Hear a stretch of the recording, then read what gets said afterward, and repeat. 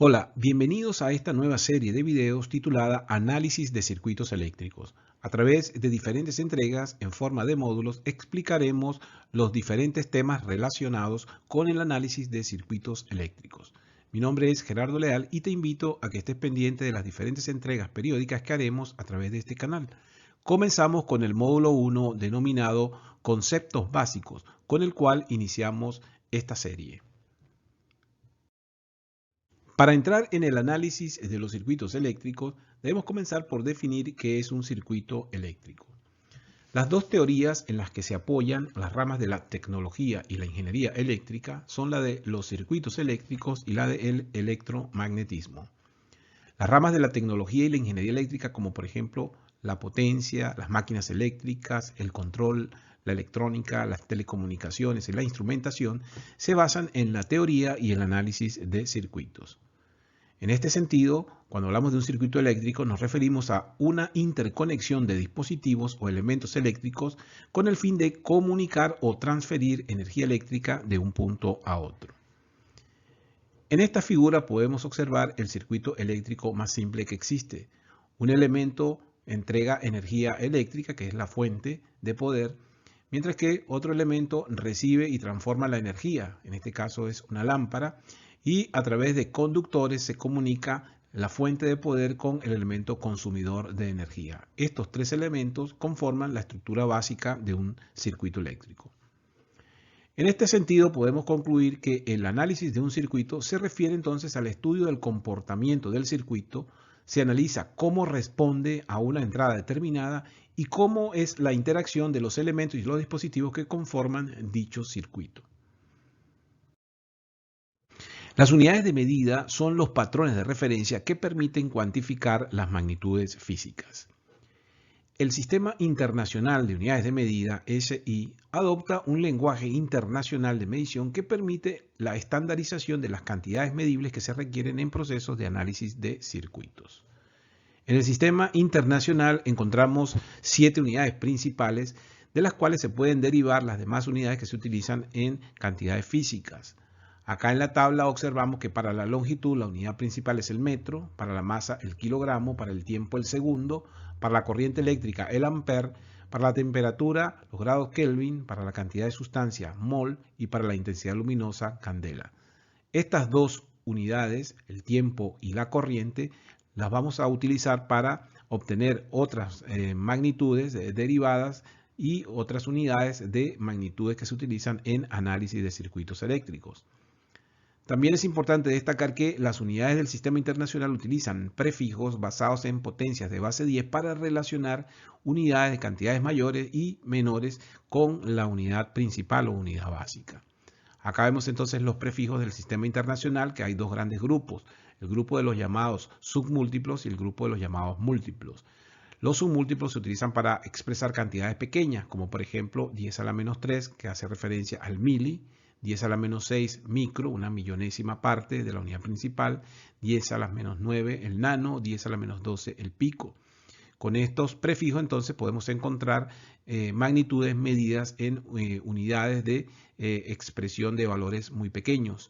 Mientras que para expresar cantidades grandes de magnitudes tenemos entonces los múltiplos, como por ejemplo el kilo, 10 a la 3, el mega, 10 a la 6, 10 a la 9 para el giga o 10 a la 12 para el tera.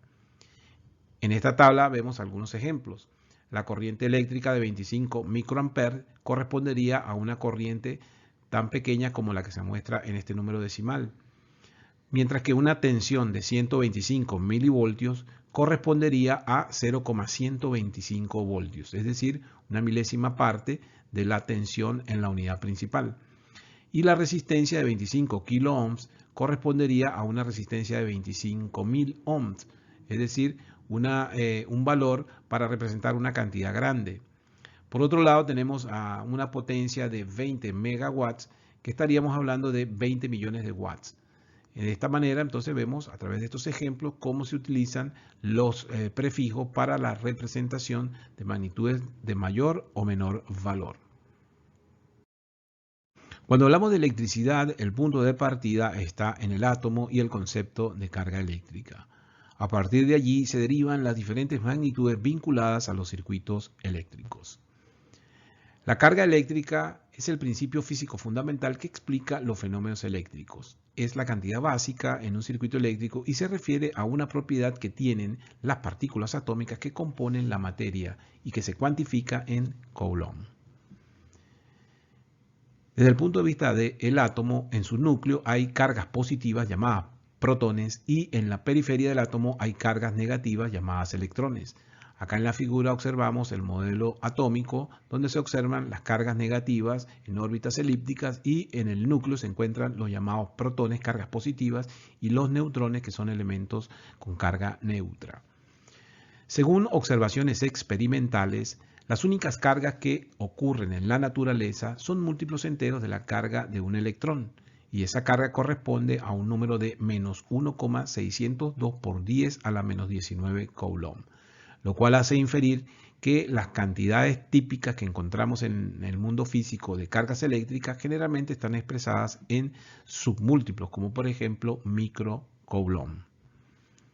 Una característica de la carga eléctrica es el hecho de que es móvil, por lo que puede ser transferida de un lugar a otro, donde puede ser convertida en otra forma de energía. Esa facilidad de las cargas eléctricas da origen entonces al concepto de corriente eléctrica. Y la corriente eléctrica, que es la primera magnitud de un circuito eléctrico que vamos a analizar, se define como la velocidad de cambio de la carga respecto al tiempo medida en amperes. Es decir, es la velocidad con la cual se desplazan las cargas eléctricas a través de un conductor. Acá en la figura entonces vemos que el terminal positivo de esta batería atrae los electrones, mientras que el terminal negativo los empuja, estableciendo una corriente electrónica en esta dirección. Si observamos la flecha, entonces se representa la dirección de la corriente eléctrica, que por convención se establece entonces que lleva un sentido contrario al flujo de electrones. De esta manera, entonces, si los electrones se mueven hacia el terminal positivo, la corriente eléctrica se representa saliendo del terminal positivo de la fuente y llegando al terminal negativo. Matemáticamente, la relación entre la corriente, la carga eléctrica y el tiempo se define por esta ecuación. La corriente es igual entonces a la variación de carga con respecto al tiempo, es decir, Coulomb sobre segundo. Por lo tanto, un ampere es igual a un Coulomb por segundo. Esto permite entonces establecer los tipos de corriente eléctrica que existen. Cuando la variación es constante, entonces hablamos de corriente directa. Por lo tanto, el valor de la corriente no cambia con el tiempo. Si esa variación entonces no ocurre, es decir, si la velocidad de las cargas es constante, entonces decimos que estamos en presencia de corriente directa. Por el contrario, existe también cargas que varían su velocidad en forma periódica y de tipo senoidal, y en este caso hablamos de corriente alterna. También existen otros tipos de corrientes que varían con el tiempo, pero en términos generales para el análisis de circuitos vamos a partir de estos dos tipos de corrientes fundamentales, la corriente directa y la corriente alterna. La otra magnitud fundamental, 3, 2, 1, grabando. La otra magnitud fundamental en el análisis de circuitos eléctricos es la tensión o voltaje. Para mover los electrones dentro de un conductor es necesaria la realización de un trabajo o la transferencia de una energía que haga que los electrones se puedan desplazar. Este trabajo lo lleva a cabo una fuerza electromotriz externa denominada FEM o FEM, que proviene de una batería o de una fuente de energía que se conoce como tensión o diferencia de potencial. En este sentido, la tensión entre dos puntos A y B en un determinado circuito eléctrico es la energía o el trabajo necesarios para mover una carga desde un punto A hasta un punto B. Y matemáticamente la podemos escribir de esta forma. Tensión entre los puntos A y B es igual a la variación de energía o trabajo respecto al tiempo. En este sentido, en esta expresión tenemos que W es la energía expresada en joules y Q es la carga expresada en coulombs. Por lo tanto, la tensión entre los puntos AB o simplemente el voltaje V se mide en volts. En consecuencia, un volt es igual a un joule sobre coulomb. O también lo podemos escribir como un newton metro sobre coulomb. Recordemos que Joule, que es la unidad de trabajo, también se puede expresar como fuerza por desplazamiento. De allí entonces que el Joule se puede escribir también como Newton metro. La tensión entonces, el voltaje o diferencia de potencial, va a ser entonces definido como la energía que se requiere para mover una carga unitaria a través de un determinado elemento y se mide en volts. En este caso vemos la polaridad de la tensión entre los puntos A y B. Nótese que acá tenemos un signo positivo y acá tenemos un signo negativo. Por lo tanto, nos referimos a esta tensión como la tensión entre los puntos A y el punto B. El punto A entonces está a un potencial VAV volts mayor que el punto B. Es decir, el punto A identificado con el signo positivo tiene mayor fuerza que el punto B. Por lo tanto, el mayor potencial va a estar en el punto A respecto del punto B. Otra forma de hacer referencia a la diferencia de potencial es que el potencial en el punto A respecto al punto B representa este valor. Es decir, generalmente entonces la diferencia de potencial o la tensión o voltaje se mide en función de dos puntos, un punto referenciado respecto del otro. Acá podemos concluir entonces que el voltaje entre los puntos A y B es lo mismo que decir el voltaje entre los puntos BA, pero de signo contrario. Es decir, si colocamos un instrumento de medición entre el punto A y el punto B y luego invertimos el instrumento, veremos que el módulo de la tensión es la misma, lo único que va a cambiar sería la polaridad, ya que estaríamos cambiando la referencia. Acá vemos un ejemplo que ilustra el concepto de polaridad en las tensiones. Vemos un elemento que tiene 9 volts con el terminal A positivo y el terminal B negativo. De esta forma, entonces, si invertimos la polaridad, ahora el terminal A es negativo y el terminal B es positivo. Por lo tanto, la tensión tendrá el mismo valor, pero de signo contrario, ya que ahora la referencia cambió. En este caso tenemos 9 volts y acá tendríamos menos 9 volts. Esto lo podemos resumir de la siguiente manera. En el caso A, el punto o terminal A tiene 9 voltios más respecto al punto B. Mientras que en el siguiente circuito, el caso B, el punto B, que es este que está acá, tiene 9 voltios más respecto al punto A. ¿Qué quiere decir esto? Que entonces en esta representación el mayor potencial está en el punto A porque tiene el signo positivo y vale 9 voltios. Ahora el mayor potencial está en el punto B y también tiene un valor de 9 voltios. Se representa con el signo negativo porque si lo comparamos con la polaridad anterior, hemos intercambiado los signos. En este caso, en el punto A o en el caso A, hay una caída de tensión de 9 volts entre el punto A y el punto B. Es decir, que si pudiésemos medir esta tensión respecto a un punto de referencia diferente a los puntos A y B, tendríamos acá mayor tensión que acá. Acá tendríamos 9 volts más que en el punto B. Por otro lado, una caída de tensión de A a B es lo mismo que decir un aumento de tensión de B a A. Dicho de otra manera, las caídas de tensión entonces generalmente representan la diferencia de potencial que hay entre un punto y otro, que es lo que hace entonces que las cargas eléctricas se puedan mover desde el punto A hasta el punto B. Es por eso que siempre vamos a encontrar tensiones con dos polaridades distintas. Nunca encontraremos una tensión con polaridades iguales, ya que no habría una diferencia de potencial. Para que haya diferencia de potencial, un terminal tiene que ser positivo y otro negativo, de manera que haya en el signo positivo la representación de un nivel de tensión más alto que en la del signo negativo. La otra magnitud que se utiliza para el análisis de circuitos eléctricos es la potencia. Y en este caso, para relacionar la potencia con la energía eléctrica, la tensión y la corriente, debemos tener en cuenta que en la física la potencia se define como la variación respecto al tiempo del gasto o absorción de energía. La potencia entonces se mide en watts y matemáticamente su relación se escribe como variación de energía respecto al tiempo. De la expresión anterior, P entonces es la potencia expresada en watts, W es la energía expresada en joules y T es el tiempo expresado en segundos.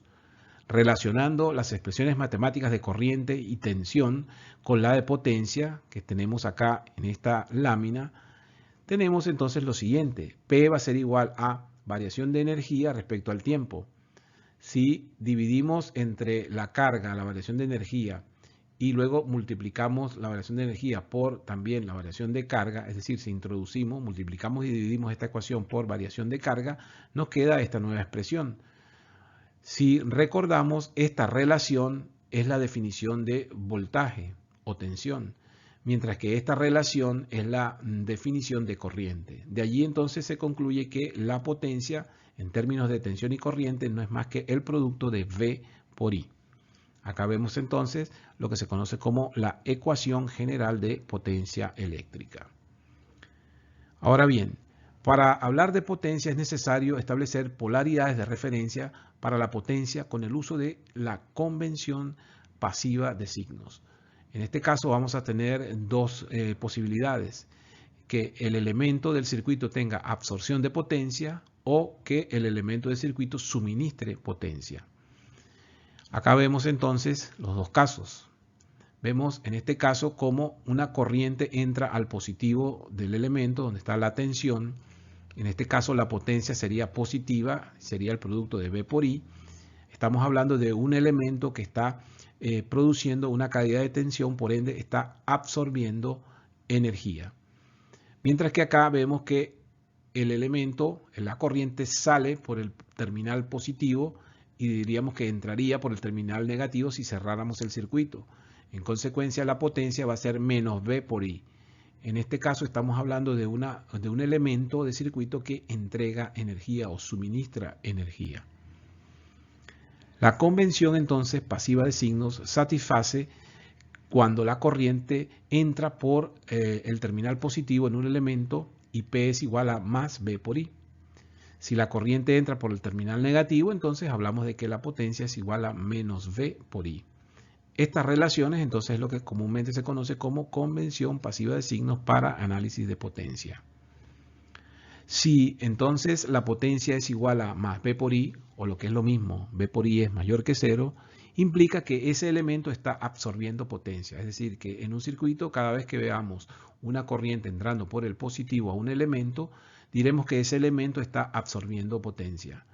Mientras que por el contrario, si la potencia o si el elemento, en este caso, la corriente está entrando por el negativo o sale por el positivo, diríamos entonces que este elemento está suministrando potencia. Sería el caso del comportamiento de una fuente y este sería el caso del comportamiento de un elemento consumidor de energía. Ahora bien, hay dos casos de un elemento con absorción de potencia que podemos analizar. Vemos esta situación. En el caso A tenemos una corriente que entra por el positivo donde hay una tensión medida de 4 volts y una corriente de 3 amperes. En ese caso la potencia del elemento es igual a 4 por 3, es decir, 4 amperes por 3 o 4 volts por 3 amperes o lo que es lo mismo 12 watts. Este es un elemento que está absorbiendo energía. Por otro lado, tenemos un elemento en el que ahora el negativo está en la parte superior, el positivo está en la parte inferior y la corriente sale. Pero si analizamos, si cerramos el circuito, la corriente seguiría entrando por el positivo. Por lo tanto, también en este elemento se estaría absorbiendo energía. Quiere decir que son dos formas de representar la absorción de energía en un elemento. En este otro caso, veremos ahora el suministro de potencia. Acá vemos cómo en el primer caso, en el caso A, la corriente sale por el positivo.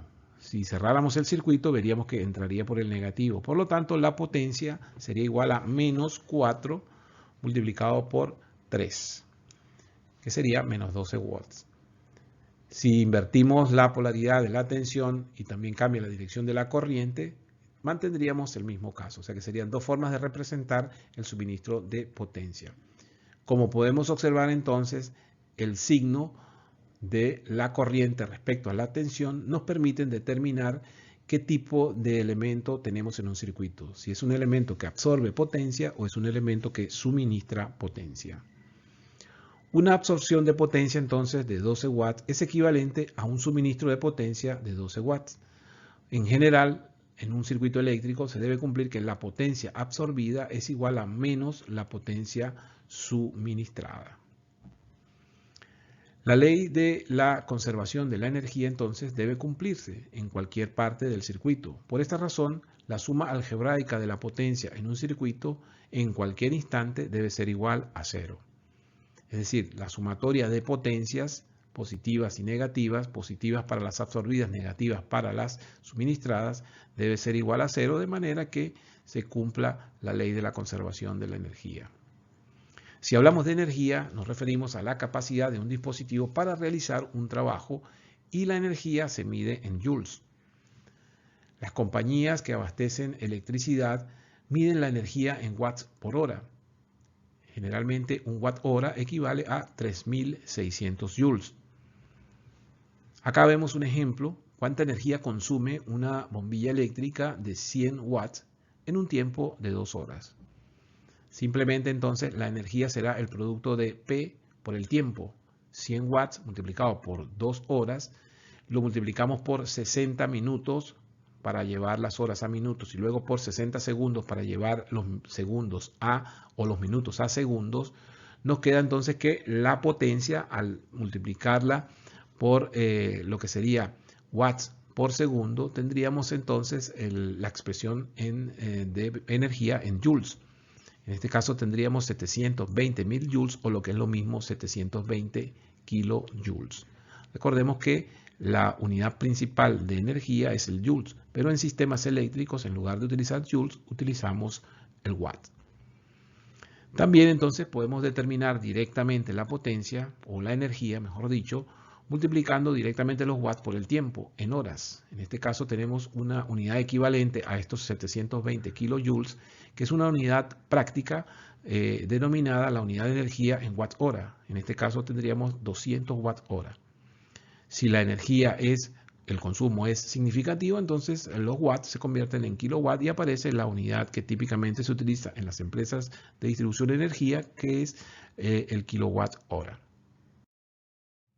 Acá vemos un ejemplo de consumo de energía. El costo de la electricidad depende del monto de la energía que se consume en kilowatts.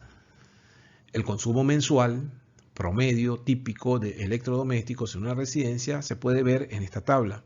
Acá vemos algunos dispositivos de electrodomésticos con algunos consumos promedios mensuales.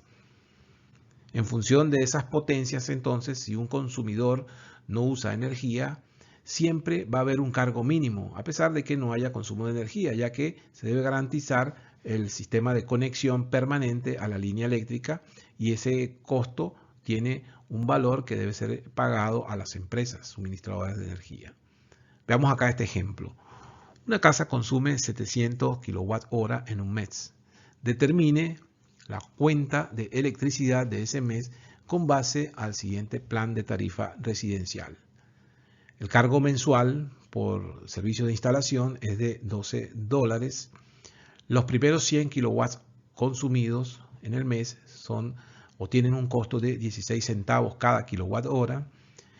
Si pasamos a 200 kilowatt hora, el consumo o el valor de consumo disminuye a 10 centavos de kilowatt hora. Y si estamos por encima de 300 kilowatt hora en el consumo, entonces el costo todavía es menor, 6 centavos.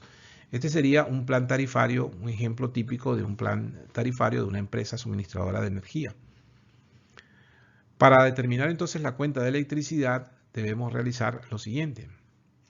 Acá vemos el cargo mensual fijo, se mantiene, $12 independientemente de que haya o no consumo de energía. Luego los primeros 100 kilowatts se multiplicarían por 0,16 kilowatts, estaríamos hablando de $16. Los siguientes 200 kilowatts se multiplicarían por el costo de 0,10, tendríamos $20. Y luego estamos hablando de que 100 más 200 son 300 y cuando estamos por encima de 300 el costo es de 6 centavos. En este caso entonces para llegar a los 700 nos faltan 400 kilowatts. Por lo tanto, al estar por encima de 300, estos 400 kilowatts restantes los multiplicaríamos por el costo de 0.06, nos darían 24 dólares y al sumar todos los costos nos daría una factura total de 72 dólares el mes.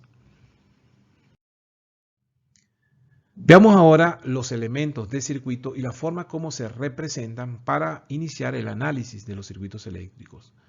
Cuando hablamos de circuitos eléctricos hay dos tipos de elementos fundamentales. Los elementos pasivos, que son los que absorben energía, y los activos, que son los que suministran, como ya lo hemos dicho anteriormente. Cuando hablamos de elementos pasivos nos referimos básicamente a resistores, capacitores o inductores. Cuando hablamos de elementos activos, básicamente estamos hablando de generadores o de baterías. Los elementos activos que podemos encontrar para análisis de circuitos son básicamente fuentes de tensión o fuentes de corriente. Y existen dos tipos de fuentes, sean de tensión o de corriente, las independientes y las dependientes.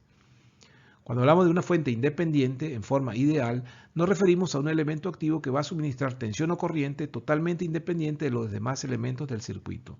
Es decir, ningún otro elemento del circuito va a intervenir en el proceso de suministro de energía, bien sea de tensión o de corriente de esa fuente independiente. Acá vemos el ejemplo entonces de una fuente de tensión constante o variable con el tiempo. Pueden ser de corriente continua o corriente alterna con esta simbología. Mientras que acá tenemos la representación de una fuente de tensión constante, pero solamente de corriente directa, ya que está representado con una simbología típica de una batería. Y acá vemos la representación o la simbología de una fuente de corriente, en la cual la flecha indica el sentido de circulación de la corriente que va a suministrar esa fuente. Acá vemos la polaridad de la fuente entonces, positivo o negativo, por donde sale la corriente sería por el positivo. Acá tendríamos una batería, por donde sale la corriente también sería el positivo. Y acá tenemos la fuente de corriente que representaría en el signo del símbolo del instrumento, o en este caso del dispositivo, se representaría la dirección de la corriente.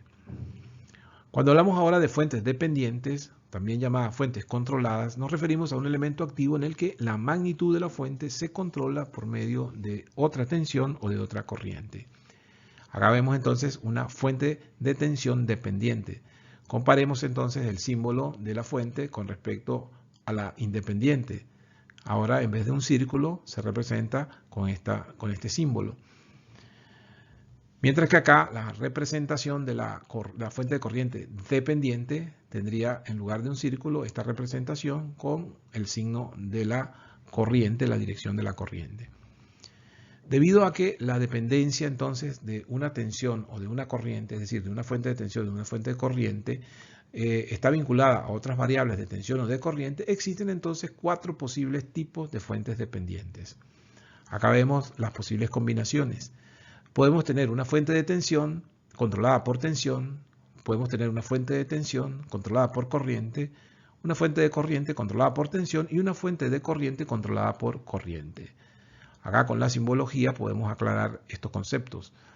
Esta es una fuente de tensión controlada por tensión. Vemos el símbolo de una fuente de tensión y en la representación numérica vemos 10, el valor de la fuente, pero Vx indica que es una fuente que va a depender de una variable de tensión denominada Vx. Por eso se llama fuente de tensión controlada por tensión.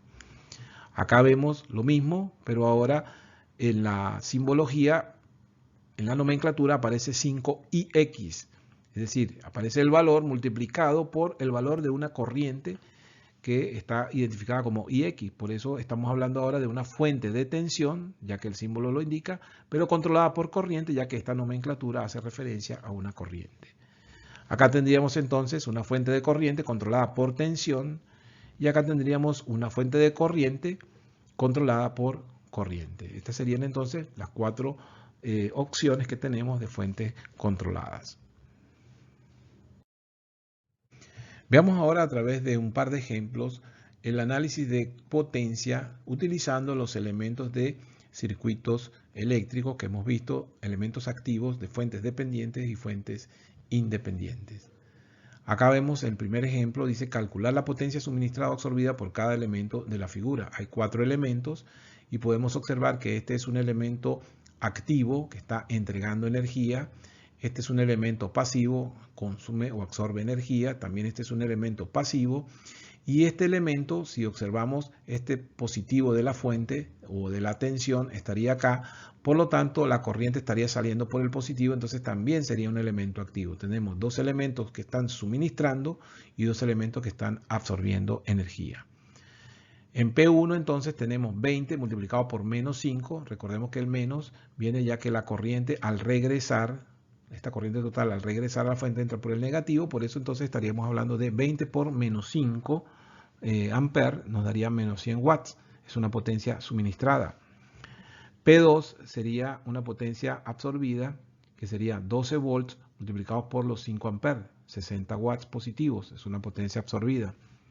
P3 también es una potencia absorbida, ya que la corriente entra por el positivo, 8 por 6, 48 watts. Tendríamos entonces una segunda potencia absorbida. Y P4 sería entonces una potencia suministrada, ya que tenemos el positivo de la fuente acá y la corriente sale por el positivo. Por lo tanto, sería 8 por el valor de la fuente de corriente, que sería menos, en este caso sería 0,2 I. I es la variable de la cual depende esta fuente, que vale 5 amperes, sustituimos acá y nos queda menos 8 watts. Para comprobar entonces el análisis, hacemos el balance de potencias, sumamos algebraicamente las cuatro potencias, teniendo en cuenta los signos de cada tipo de potencia, y al hacer la sumatoria nos debe dar igual a 0, con lo cual se cumple la ley de la conservación de la energía. En este otro ejemplo vamos a ver algunas variantes. Acá vemos 4 elementos también y observamos que el primer elemento P1 es un elemento activo, ya que la corriente está saliendo por el positivo, mientras que P2 es un elemento pasivo, a pesar de que es una fuente, está la corriente entrando por el positivo, está consumiendo energía, lo mismo que esta fuente P3 y este elemento P4. Para hacer el análisis entonces P1, si la corriente sale por el positivo, entonces es negativa, es una potencia suministrada, 5 por menos 9 sería menos 45 watts. Por otro lado, en el elemento P2 la corriente entra por el positivo, entonces 2 por 9, 18, sería una potencia absorbida.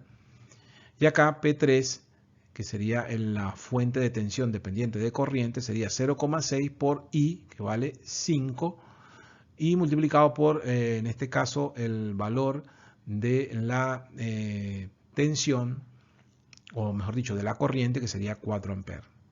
El valor de la tensión es 0,6 I y el valor de la corriente es 4 amperes.